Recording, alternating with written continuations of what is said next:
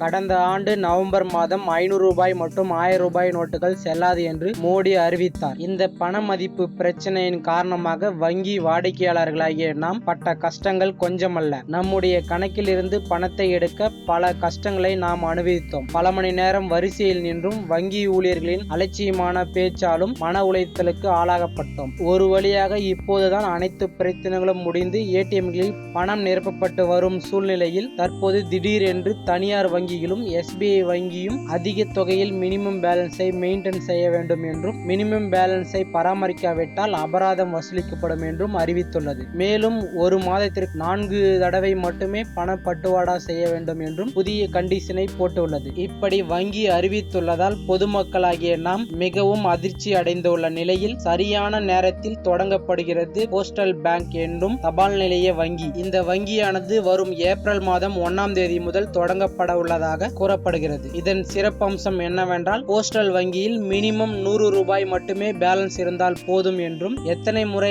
வேண்டுமானாலும் பணம் பரிமாற்றம் செய்து கொள்ளலாம் என்றும் இதற்கு கட்டணம் இல்லை என்றும் கூறியுள்ளது. அது மட்டுமின்றி இந்த போஸ்டல் வங்கிக்கு ATM கார்டு மற்றும் செக் புக் வசதியும் நெட் பேங்கிங் வசதியும் கொடுக்கப்பட்டுள்ளது. மேலும் இந்த போஸ்டல் பேங்க் ATM கார்டை கொண்டு எந்த ஒரு ATM-இலும் பணம் எடுத்துக் கொள்ளலாம் என்ற வசதியும் இதில் அடங்கும். மேலும் தனியார் வங்கிகளைப் போல இந்த பேங்கின் மூலம் மறைமுகமான கட்டணங்கள் எதுவும் வசூலிக்கப்படாது என்றும் கூறப்படுகிறது. இந்த பேங்க் ஆனது பணத்திற்காக மட்டுமே சேவை செய்யாமல் உண்மையாக மக்களுக்கு சேவை செய்யும் நோக்கத்துடன் இந்த பேங்க் தொடங்கப்பட்டுள்ளதாக அதன் தகவல் அதிகாரி ஒருவர் கூறியுள்ளார். இந்த போஸ்டல் வங்கியில் வங்கி கணக்கு தொடங்குவதற்கு ஆதார் கார்டு போன்ற ஏதாவது அரசு அங்கீகாரம் பெற்ற அடையாள அட்டை கொடுத்தால் போதும். குறைந்தபட்சம் அளவான 100 ரூபாய் மட்டும் டெபாசிட் செய்ய வேண்டும். இந்த பேங்கின் இன்னொரு சிறப்பு அம்சம் 4 ஆண்டுகளுக்கு சேவை கட்டணம் எதுவும் கிடையாது என்று அறிவித்துள்ளது. அத்தோடு மற்ற வங்கிகளில் நடக்கும் பணம் பரிமாற்றம் போலவே இந்தியா முழுவதும் போஸ்டல் பேங்க் மூலமும் பணம் பரிமாற்றம் செய்யலாம் என்றும் தபால் அலுவலகத்தில் போஸ்டல் பேங்காக தனி இடம்